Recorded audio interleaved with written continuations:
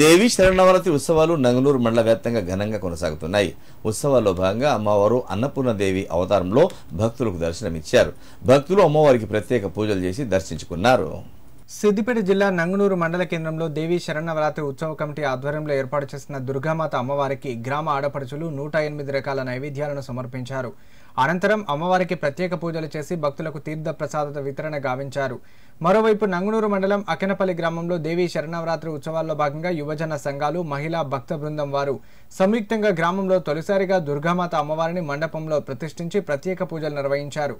గ్రామంలో మొదటిసారిగా దేవి శరణవరాత్రి ఉత్సవాల ఏర్పాటుకు యువజన సంఘాలు, మహిళా భక్త బృందం వారు సంయుక్తంగా ముందుకు రావడం పట్ల పలువురు వారిని అభినందిస్తున్నారు.